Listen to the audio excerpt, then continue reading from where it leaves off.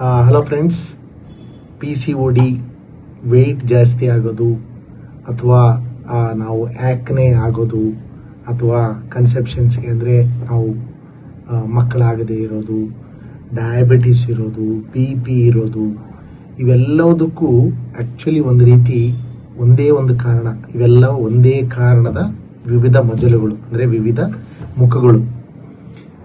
ರಾವಣನಿಗೆ 10 ತಲೆ ಇದ್ದಂತೆ ಈ ಇನ್ಸುಲಿನ್ ರೆಸಿಸ್ಟೆನ್ಸ್ ಅನ್ನೋ ಒಂದೇ ಒಂದು ರಾಕ್ಷಸಕ್ಕ ನಾವು 10 ತಲೆಗಳಿದೆ. ನಾವು ಇದನ್ನು ಮೆಟಬಾಲಿಕ್ ಸಿಂಡ್ರೋಮ್ ಅಂತ ಕೂಡ ಕರಿತೀವಿ.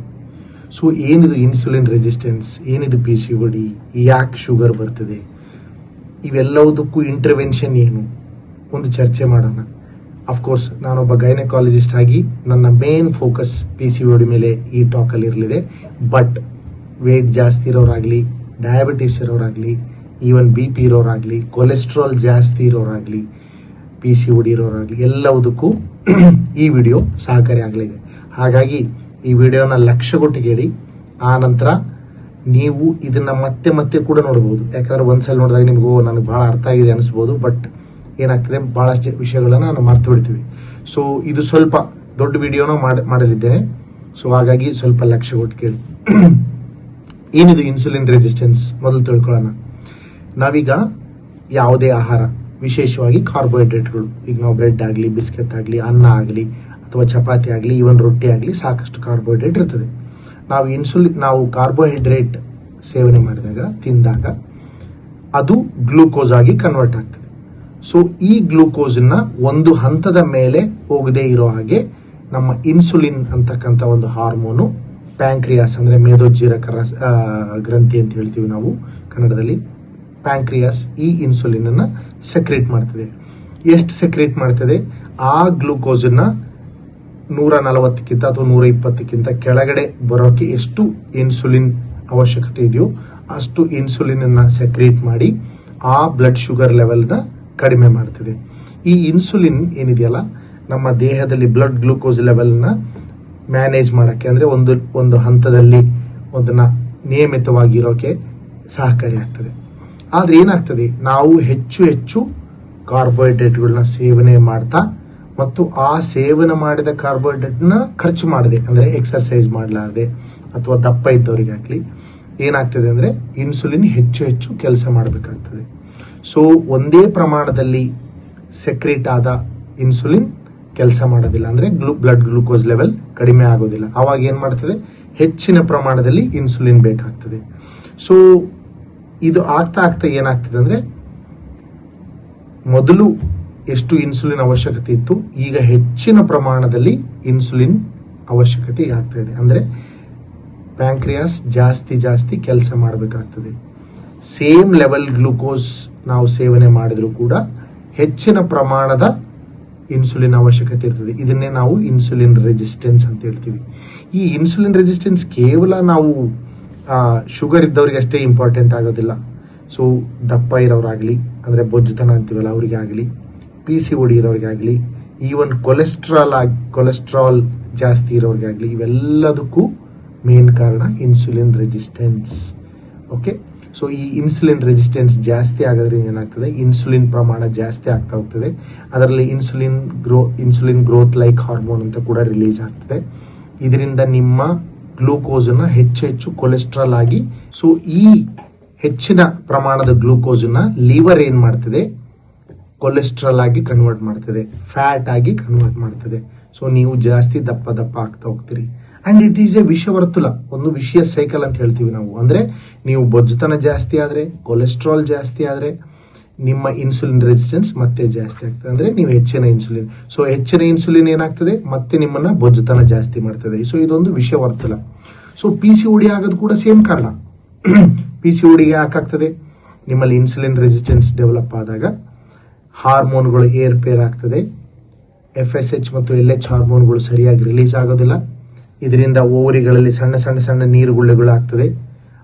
ಅದಕ್ಕೆ ನಾವು ಹೈಪರ್ ಆಂಡ್ರೋಜೆನಿಸಮ್ ಅಂತ ಹೇಳ್ತೀವಿ. ಅಂದ್ರೆ ಓವರಿಗಳಲ್ಲಿ ಮೇಲ್ ಹಾರ್ಮೋನ್ಸ್ ಜಾಸ್ತಿ ಆಗ್ತಾ ಹೋಗ್ತದೆ, ಓವಲೇಷನ್ ಆಗೋದಿಲ್ಲ.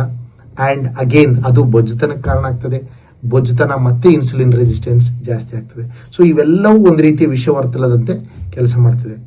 ಇದು ಒಂದು ರೀತಿ ಕಾಂಪ್ಲೆಕ್ಸ್ ಅನ್ಸ್ಬೋದು, ಇದು ಬಹಳ ಸಿಂಪಲ್. ಸೊ ಹಾಗಾದ್ರೆ ನಾವೀಗ ಏನಿದಕ್ಕೆ ಪರಿಹಾರ? ಓಕೆ, ಸೊ ನಾನು ಈ ಮೊದಲು ಸಾಕಷ್ಟು ವಿಡಿಯೋಗಳನ್ನ PCOD ಮೇಲೆ ಮಾಡಿದ್ದೇನೆ. ಡಯಟ್ ಯಾವ ಥರ ಇರಬೇಕು, ನಿಮ್ಮ ಎಕ್ಸರ್ಸೈಸ್ ಯಾವ ಥರ ಇರಬೇಕು, ಆ ನಂತರ ಇಂಟರ್ಮಿಟೆಂಟ್ ಫಾಸ್ಟಿಂಗ್ ಅಂದರೆ ನಿಯಮಿತ ಉಪವಾಸದ ಬಗ್ಗೆ ಆಗಲಿ ಸಾಕಷ್ಟು ವಿಡಿಯೋಗಳನ್ನ ನಾನು ಮಾಡಿದ್ದೇನೆ. ಸೊ ದಯವಿಟ್ಟು ಅವೆಲ್ಲವನ್ನು ಇನ್ನೊಂದ್ಸಲ ನೀವು ನೋಡ್ರಿ. ಬಟ್ ನಾನು ಇನ್ನೊಂದು ಸಾರಿ ನಾನು ಬ್ರೀಫ್ ಆಗಿ ಒಂದೊಂದೊಂದೊಂದು ಹೇಳ್ಕೊಂತ ಹೋಗ್ತೇನೆ. ಮೊಟ್ಟ ಮೊದಲನೇದಾಗಿ ಡಯಟ್ ವೆರಿ ಇಂಪಾರ್ಟೆಂಟ್. ಸಾಕಷ್ಟು ಜನ ಏನ್ ಹೇಳ್ತಾರೆ ಗೊತ್ತಾ, ದಿ ಜಿಮ್ಗೆ ಹೋಗೋರು, body is made in the kitchen not in the gym ಅಂತ ಹೇಳ್ತಾರೆ. ಅಂದ್ರೆ ನೀವು ಏನು ಆಹಾರ ತಗೋತಿರೋ ಅದರ ಮೇಲೆ ನಿಮ್ಮ ದೇಹ ನಿರ್ಧಾರ ಆಗ್ತದೆ ಅಂತ ಹೇಳಿ.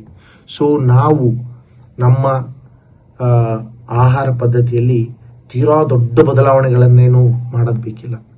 ನೀವು ಸಕ್ಕರೆ, ಬೆಲ್ಲ ಮತ್ತು ಸಿಹಿ ಇರ್ತಕ್ಕಂಥ ಎಲ್ಲ ಪದಾರ್ಥ, ನಾನು ಹೇಳುದು ಕೆಲವ್ರಿಗೆ ಏನು ತಪ್ಪು ಕಲ್ಪನೆ ಇದೆ ಅಂದ್ರೆ, ನಾವು ಸಕ್ಕರೆ ತಗೊಳ್ಳಲ್ಲ ಸರ್ ಬಟ್ ಬೆಲ್ಲ ತಿಂತೀವಿ. ನೋ, ಬೆಲ್ಲ ಈಸ್ ಆಲ್ಸೋ ಎ ಸಕ್ಕರೆ. ಬೆಲ್ಲ ಕೂಡ ಸುಕ್ರೋಸೆ, ಸಕ್ಕರೆ ಕೂಡ ಸುಕ್ರೋಸೆ. ಬೆಲ್ಲನ ಪ್ಯೂರಿಫೈ ಮಾಡಿದಾಗನೇ ನಿಮಗೆ ಸಕ್ಕರೆ ಬರೋದು. ಆ ಬೆಲ್ಲ ತುಂಬಾ ಒಳ್ಳೇದಂತೇನಲ್ಲ. ನೀವು ಬೆಲ್ಲ, ಸಕ್ಕರೆ ಮತ್ತು ಸಿಹಿಯಾಗಿ ಇರ್ತಕ್ಕಂಥ ಎಲ್ಲ ಪದಾರ್ಥಗಳು, ಈ ಉದಾಹರಣೆಗೆ ಖರ್ಜೂರ ಆಗಲಿ, ಯಾವುದೇ ರೀತಿ ಜೇನುತುಪ್ಪ ಆಗಲಿ, ಎಲ್ಲವೂ ಸಕ್ಕರೆ ಪದಾರ್ಥಗಳೇ. ಸೊ ದಯವಿಟ್ಟು ನೀವು ಕಾರ್ಬೋಹೈಡ್ರೇಟ್ ಇರ್ತಕ್ಕಂಥ ಈ ಸಕ್ಕರೆ ಇರ್ತಕ್ಕಂಥ ಪದಾರ್ಥಗಳನ್ನ ಎಷ್ಟು ಕಡಿಮೆ ಆಗ್ತದೋ ಅಥವಾ ನಿಲ್ಲಿಸೋದು ಒಳ್ಳೇದು. ಓಕೆ, ಸೊ ಇದು ಬಹಳ ಡ್ರಾಮ್ಯಾಟಿಕ್ ಅನ್ಸ್ಬೋದು, but it is very very important. ಇದು ಮೊದಲ ಹಂತ. ಎರಡನೇದಾಗಿ ನಿಮ್ಮ ಕಾರ್ಬೋಹೈಡ್ರೇಟ್ಗಳನ್ನ, ಉದಾಹರಣೆಗೆ ಮೈದಾಲಿಂದಾಗಿ ಮಾಡಿರ್ಬೋದು ಅಥವಾ ಈವನ್ ಗೋಧಿ ಪದಾರ್ಥಗಳಾಗಿರ್ಬೋದು, ಈ ಚಪಾತಿ ಆಗಲಿ, ಅನ್ನ ಆಗಲಿ, ರೊಟ್ಟಿ ಆಗಲಿ, ಸಾಕಷ್ಟು ಕಡಿಮೆ ಮಾಡಬೇಕು. ಕಾರ್ಬೋಹೈಡ್ರೇಟ್ಗಳನ್ನ ಕಡಿಮೆ ಮಾಡಬೇಕು, ಪ್ರೋಟೀನ್ಗಳನ್ನ ಜಾಸ್ತಿ ತಗೋಬೇಕು. ಸೊ ಪ್ರೋಟೀನ್ ಅಂದ್ರೆ ಯಾವುವು? ನಾವು ಕಾಳು ಪದಾರ್ಥಗಳು, ಪನ್ನೀರು, ಸೋಯಾ ಚಂಕ್ಸು, ಟೋಫು, ಇವೆಲ್ಲವೂ ವೆಜಿಟೇರಿಯನ್ ಸೋರ್ಸ್.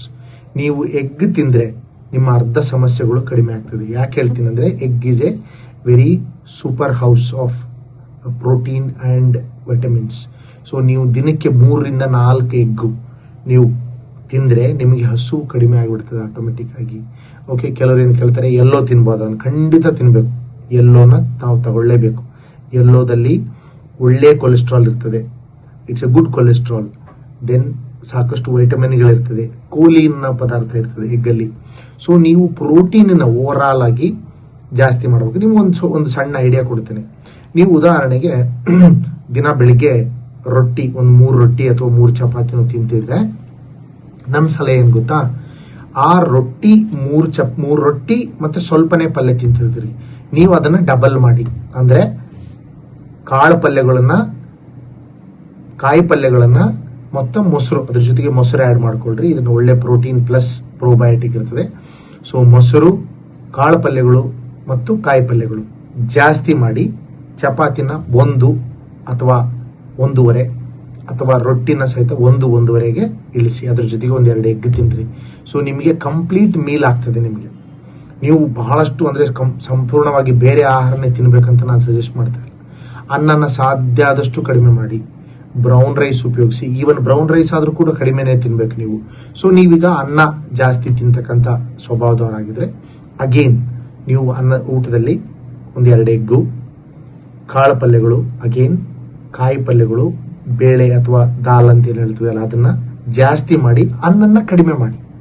ಓಕೆ, ಸೊ ನಾವು ಡೈಲಿ ತಿಂತಕ್ಕಂಥ ಆಹಾರದಲ್ಲಿನೇ ನಾವು ಕೆಲವು ಮಾರ್ಪಾಡುಗಳನ್ನ ಮಾಡಿ, ಕೆಲವು ನೀವು ಚೇಂಜಸ್ ಮಾಡಿಕೊಂಡ್ರೆ ದೊಡ್ಡ ಪರಿಣಾಮಗಳು ನಮಗೆ ಕಾಣಸಿಗ್ತದೆ. ಇನಿಷಿಯಲಿ ಸ್ವಲ್ಪ ಕಷ್ಟ ಆಗ್ಬೋದು ನಿಮಗೆ. ಯಾಕಂತಂದ್ರೆ ನಾವು ಒಂದಿಷ್ಟು ಅನ್ನ ತಿನ್ನೋರಿಗೆ ಇಷ್ಟೇ ತಿನ್ನೋ ಅಂತ ಹೇಳಿದ್ರೆ, ನಾನು ಊಟ ಮಾಡಿದಾಗ ಆಗಲ್ಲ, ನಿಶಕ್ತಿ ಆಗ್ತದೆ, ನನಗೆ ಚಕ್ರ ಬರ್ತದೆ ಅಂತ ಬಹಳಷ್ಟು ಜನ ಕಂಪ್ಲೇಂಟ್ ಮಾಡ್ತಾರೆ. ಸೊ ನೀವು ಯಾವುದಾದ್ರೂ ಒಂದು ಗುರಿ ಇಟ್ಕೊಂಡಾಗ ಈ ಸಣ್ಣ ಸಣ್ಣ ಸಮಸ್ಯೆಗಳು ಒಂದು ವಾರದವರೆಗೆ ಇರ್ತವೆ, ಅದಾದ್ಮೇಲೆ ಏನು ದೊಡ್ಡ ಸಮಸ್ಯೆ ಅಲ್ಲ. ದೆನ್ ಸೆಕೆಂಡ್ ಇಂಪಾರ್ಟೆಂಟ್, ನಾನು ಏನು ತಿನ್ಬೇಕು ಅಂತ ಹೇಳಿದೆ. ನಾನ್ ವೆಜ್ ತಿನ್ಬೋದ ಅಂತ ಬಹಳ ಜನ ಕೇಳ್ತಾರೆ. ಅಫ್ಕೋರ್ಸ್ ನಾನ್ ವೆಜ್ ತಿನ್ಬೋದು. ನೀವು ಈ ಬೇಕರಿ ಐಟಮ್ಗಳು, ಕರೆದ ಪದಾರ್ಥಗಳನ್ನ, ಕಾರ್ಬೋಹೈಡ್ರೇಟ್ ಇರ್ತಕ್ಕಂಥವನ್ನ, ಸ್ವೀಟ್ನ, ಕೇಕು, ಇದೆಲ್ಲದನ್ನ ಬಂದ್ ಮಾಡಿ, ಮನೆಯಲ್ಲಿ ಮಾಡಿರ್ತಕ್ಕಂಥ ಆಹಾರನ ಕೂಡ ನಾನು ಹೇಳಿದ ತರ ಸ್ವಲ್ಪ ಮಾರ್ಪಾಟುಗಳು ಮಾಡಿ ಅವೇ ಆಹಾರನೇ ತಿನ್ರಿ. ನಾನೇನು ಬೇರೆ ಔಟ್ ಆಫ್ ದ ವರ್ಲ್ಡ್ ಯಾವುದು ನಾನು ನಿಮಗೆ ಸಜೆಷನ್ ಕೊಡೋದಿಲ್ಲ. ಸೆಕೆಂಡ್, ಯಾವಾಗ ಊಟ ಮಾಡಬೇಕು, very important, very very important. ನೀವು ದಿನಕ್ಕೆ 3 ಸಲ 4 ಸಲ ಮಧ್ಯ ಮಧ್ಯ ಸ್ನ್ಯಾಕ್ಸ್ ತಿನ್ನೋದು, ನನ್ನೋಡೋ ಟೀ ಕುಡಿಯೋದು, ಈ ದಿನಕ್ಕೊಂದು 7-8 ಸಲ ನೀವು ದೇಹಕ್ಕೆ ಆಹಾರ ಕೊಟ್ಕೊಂತ ಹೋದ್ರೆ ಇನ್ಸುಲಿನ್ ರೆಸಿಸ್ಟೆನ್ಸ್ ಕಡಿಮೆ ಆಗೋದಿಲ್ಲ. ಸೊ ನೀವು ಸಾಧ್ಯ ಆದರೆ ದಿನಕ್ಕೆ 2 ಸಲ ಊಟ ಮಾಡಿ. ಇದನ್ನ ನಾನು ಎಷ್ಟೋ ವರ್ಷಗಳಿಂದ ನಾನೇ ಪಾಲಿಸ್ತಾ ಇದ್ದೀನಿ. ಇದೇನು ದೊಡ್ಡ ಕಠಿಣ ವಿಷಯ ಅಲ್ಲ. ರಾತ್ರಿ ಊಟ ಮಾಡೋದಿಲ್ಲ ನಾನು, ಬಹಳಷ್ಟು ಸಾರಿ ಮಾಡಲ್ಲ. ಕೆಲವು ವಿಶೇಷ ಸಂದರ್ಭಗಳಲ್ಲಿ, ಉದಾಹರಣೆಗೆ ಎಲ್ಲೋ ಎಲ್ಲರ ಜೊತೆ ಹೊರಗಡೆ ಊಟಕ್ಕೆ ಹೋದಾಗಲಿ ಅಥವಾ ಯಾವುದಾದ್ರೂ ಕಾನ್ಫರೆನ್ಸ್ಗಳು ಹೋದಾಗಲಿ ನಾನು ಮಾಡ್ತೀನಿ. ಬಟ್ ಸಾಧಾರಣವಾಗಿ ರಾತ್ರಿ ಊಟ ನಾನು ಮಾಡೋದಿಲ್ಲ. ಇದು ಸಾಧ್ಯ. ಬೆಳಿಗ್ಗೆ 9-10 ಗಂಟೆಗೆ ನಾನು ರೊಟ್ಟಿ ಅಥವಾ ಕಾಳು ಪಲ್ಯ, ಕಾಯಿ ಪಲ್ಯ, ಈ ತರ ಎಗ್ಗು ತಿಂದು ಬಂದ್ರೆ ಮತ್ತೆ ಒಮ್ಮೆಲೆ ನನ್ನ 2ನೇ ಊಟ 3:30 4ಕ್ಕೆ.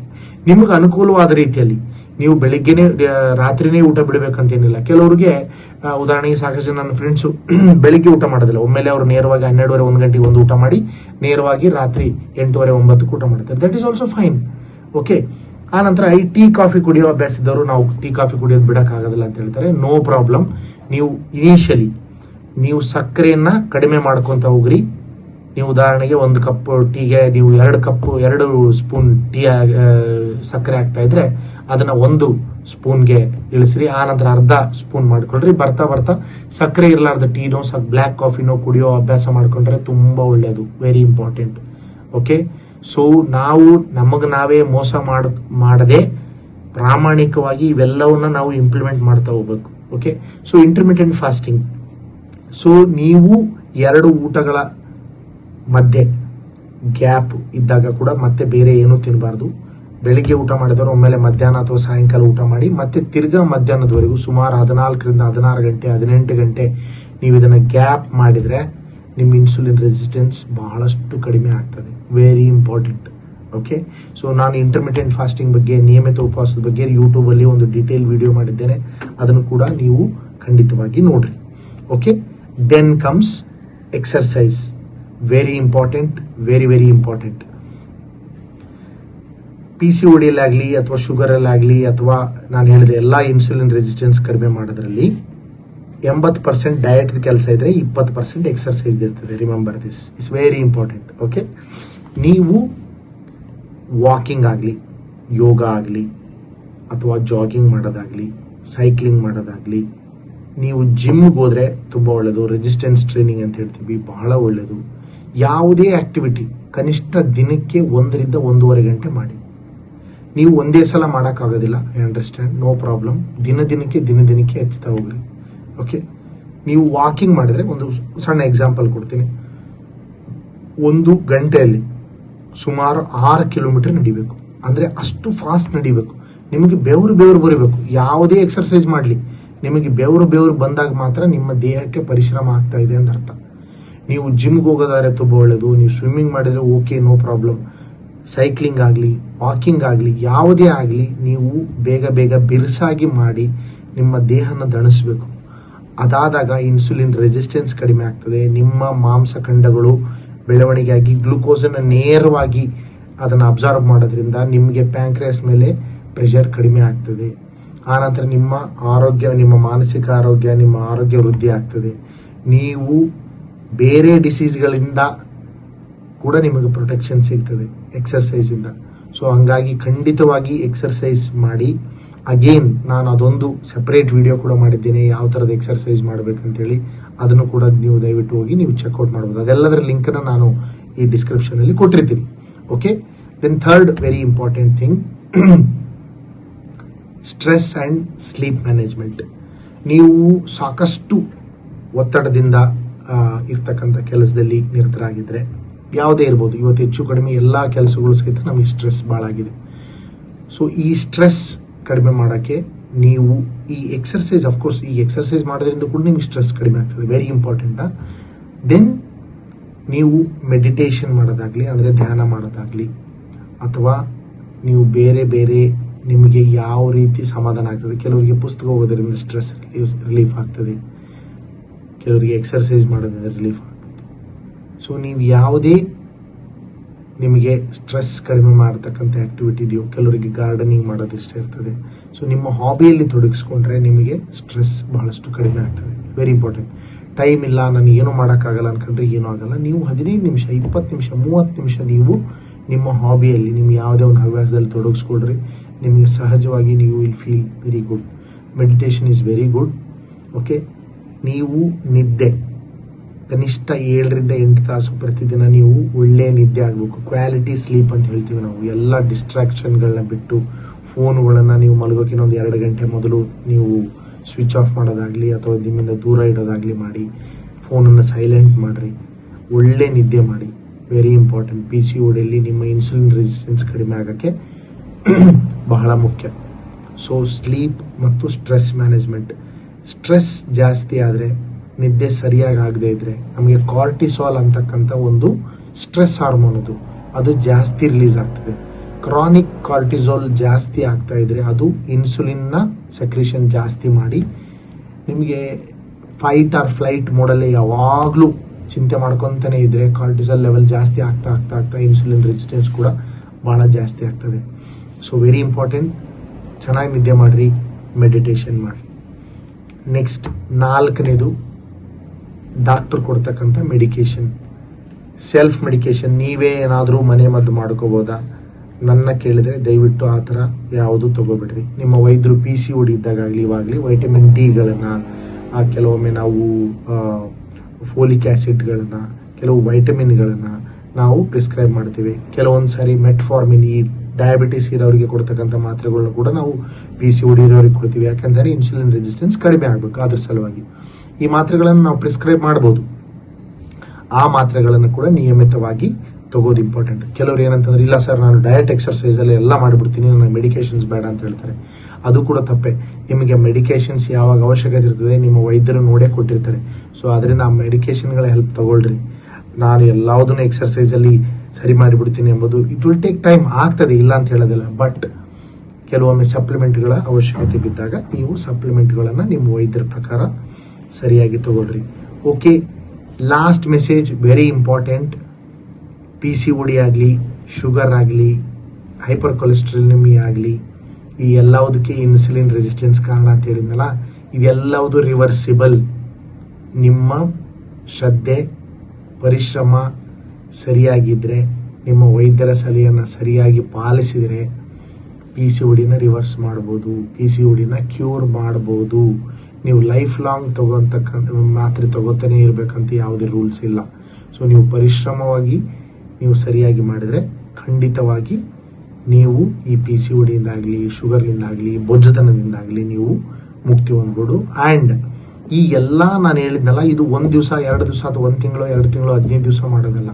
ನೀವು ಮತ್ತೆ ಮತ್ತೆ ಇದು ಮಾಡ್ತಾನೆ ಇರಬೇಕು. And it's a life long process.